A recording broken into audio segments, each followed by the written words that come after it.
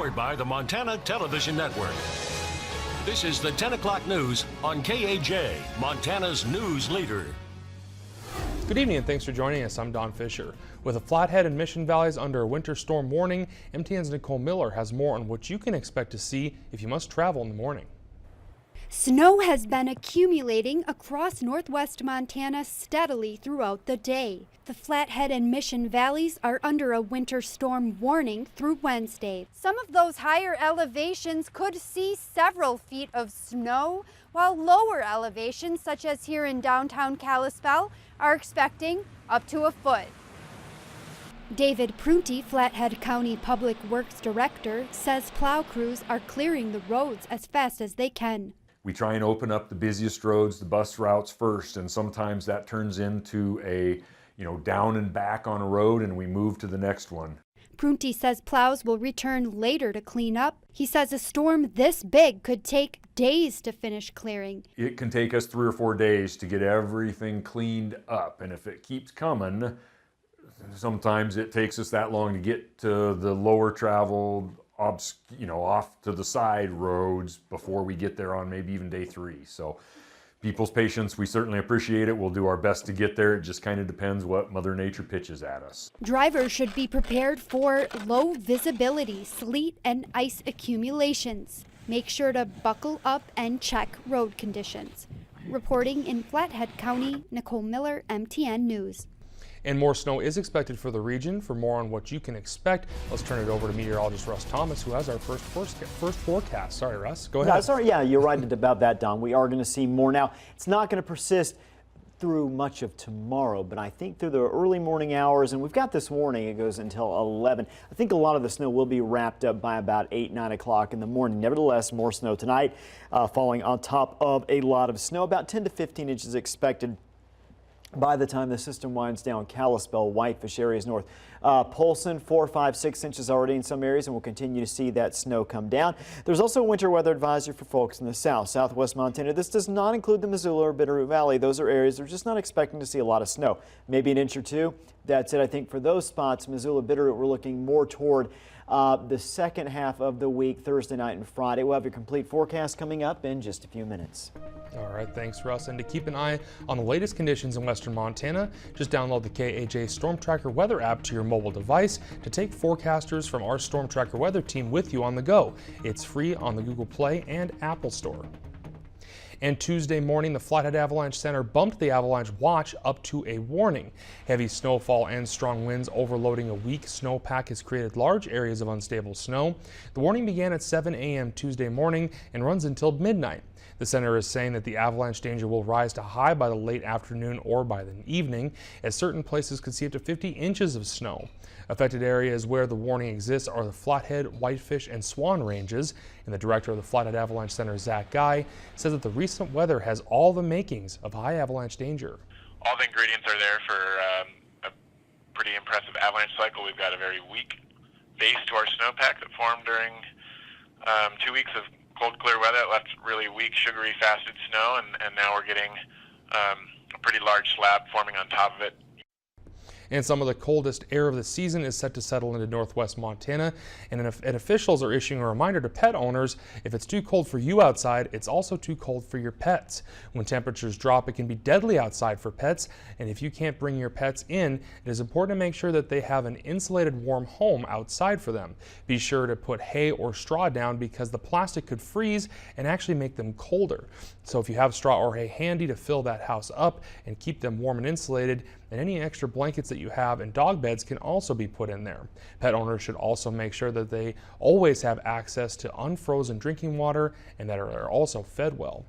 You really need to make sure that they have adequate shelter, adequate food, and water. I mean, people just a lot of times think that snow is enough, and snow is not. They need fresh water, in this weather condition. And if you see animals left outside without shelter from the elements and are unable to help, note their location and alert authorities immediately. After 11 years in the position, the Kalispell Chief of Police has announced that he's stepping down. A surprising announcement was made during last night's City Council meeting. Chief Roger Nassett says that he will resign at the end of the month, and he's been with the department since 1994 and served as a chief since 2007 after Frank Gardner stepped down the year before. Nassett's last day on the job will be December 28th, and Captain Wade Rademacher will serve as the interim chief until a successor is found. We have some very good up-and-coming leaders in the department. I'm excited. It's probably one of the things that I see, you know, as a legacy that I leave, is a really good department that's in place, that's running very well, respective of the community, community-oriented. And NASA said he is going into the private security sector and plans to stay in Kalispell. Investigators on the scene of a deadly train derailment in Washington State say it appears the emergency brake kicked in automatically rather than being engaged by the engineer. Data recorders show the Amtrak train was going too fast, and there are questions to whether the engineer may have been distracted by a second person in the locomotive cab. CBS's Chris Martinez has more from DuPont, Washington. Oversized load trucks hauled away the mangled train cars that flew off the tracks in Washington State Monday. The event data recorder shows the Amtrak train was traveling at 80 miles per hour in a 30-mile-per-hour zone. We were able to obtain the inward and outward-facing cameras. They were, unfortunately, significantly damaged. At least 3 people were killed and dozens were injured on the maiden voyage of this newly opened train line. Drivers who saw the wreck stopped to help victims. Everybody that was inside was either killed or pinned underneath the train. Yeah, it was pretty sobering. The NTSB confirms that in addition to the engineer present in the locomotive cab, there was also a conductor learning the route. All of the crew was hospitalized. We're setting up interviews now as we speak, and we hope to interview them over the next couple of days. NTSB investigators say it appears the emergency brake kicked in automatically rather than being activated by the engineer. Technology known as positive train control could have slowed or stopped the train, possibly preventing the crash. But it was not in use on that stretch of track. Congress pushed back the mandatory implementation of PTC until the end of next year. Railroads basically went to Congress and said we're not going to operate unless we get relief. You couldn't just stop America's railroads. Congress caved in. The damaged train cars are being taken to nearby Joint Base Lewis McChord for further inspection. Chris Martinez, CBS News, DuPont, Washington. And 2 train enthusiasts are among the victims killed in the wreck. And thank you to generous donations, residents around Stevensville are getting a little extra help with their Christmas meals, overcoming a year that looked bleak after a tough fire season. At one point this year, it was looking like a sparse holiday. The Lolo Peak fire had forced many people out of their homes, creating financial problems or forcing evacuees to use the extra supplies they might normally donate to pantry partners in Stevensville. But miracles do happen, and today there was an abundance of donations as Pantry Partners volunteers gathered to distribute more than 350 Christmas food boxes with plenty of turkeys, hams, and all the trimmings. It's quite the turnaround from last fall when Pantry Partners was worried that the hole left by the fire season. It really did, but the community came forward. It's amazing. We had all the turkeys we needed, all the hams we needed, that we have all the food we needed to share with our community. This is really a neighbors helping neighbors project, and it's awesome. We had backcountry horsemen from all over the valley showed up this morning and got 50, 60 high school kids going, filling these boxes. They were done in an hour and a half. Amazing. And while they're in good shape right now, Sanchez says the Pantry Partners depend on ongoing donations year-round, especially when supplies dwindle after the holidays. The Pantry Partners Food Bank is open Mondays, Wednesdays, and Fridays on ALC Way just off Middle Burnt Fork Road on the south side of Stevensville.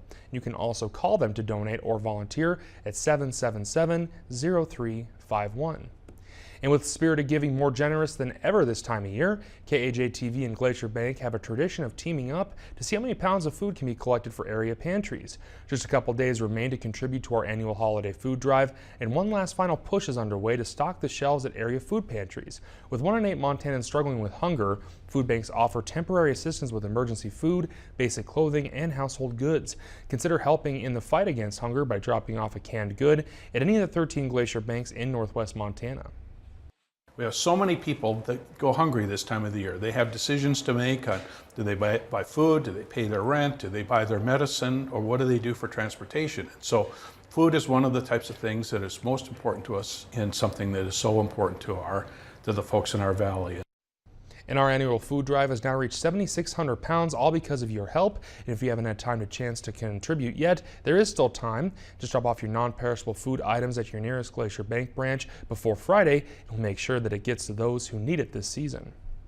And up next, Russ is back with the rest of your snowy forecast for the week. And up next on Montana Made, we meet a whitefish snowboard builder whose unlikely career path led him to pursue his passion. Next.